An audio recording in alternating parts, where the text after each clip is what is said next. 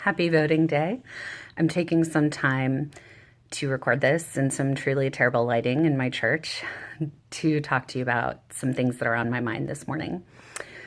So first of all, I realized when I was talking to Ian this morning that I hadn't done a very good job of communicating the stakes in this election to some of you. We were talking about how worried we were that Chris Kobach would be the next governor of Kansas. And while I am worried about that, I really haven't done a good job of emphasizing how important the Kansas legislature is in all of this.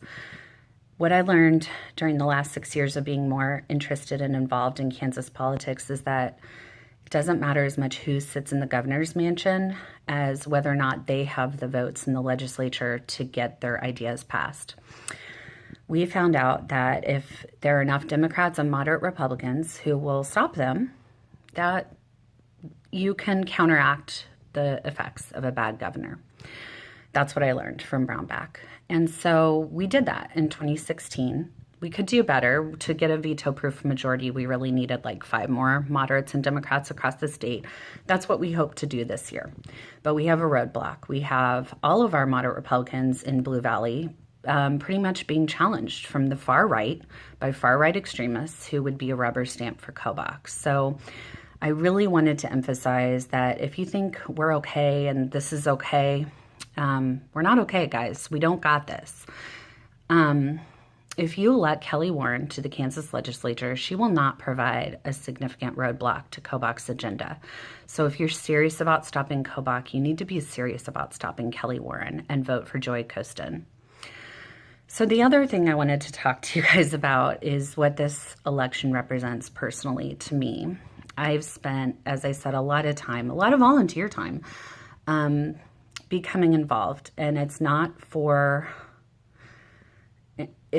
me. It's not even just for my kids. It's for what I want for the future of our state. And I've been really disenchanted, like I'm sure a lot of you, with the political process.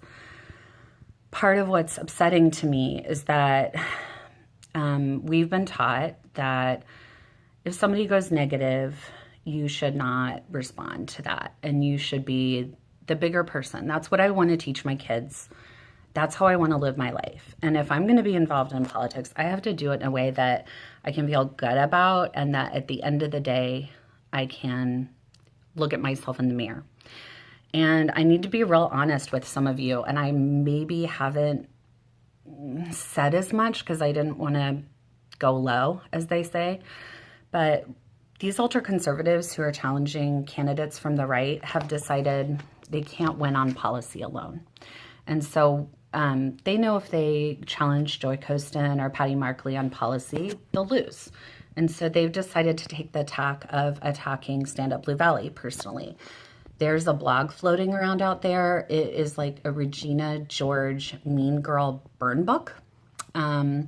Really immature and stupid.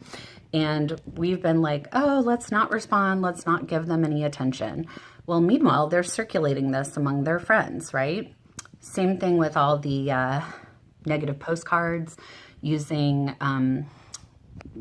propaganda publications like the Sentinel to write false and untrue and frankly hurtful things about our families.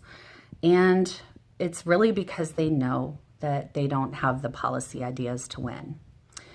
And so I see this election as a referendum on campaigning. What kind of campaigning do you want to see?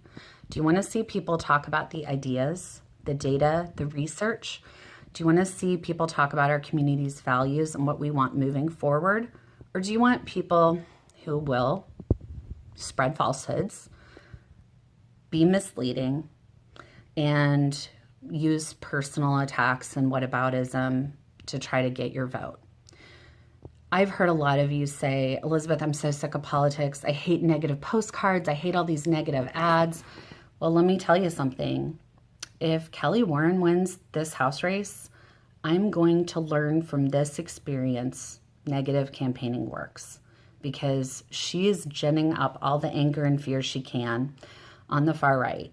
And if they defeat the moderates, it just shows me that that's what works. And Honestly, I don't want that, but I can't control the outcome. But you can control whether or not you vote. And so I really hope that you will vote, that you will do everything you can to spread the word, get the vote out there, and vote for a positive message rather than supporting a negative one.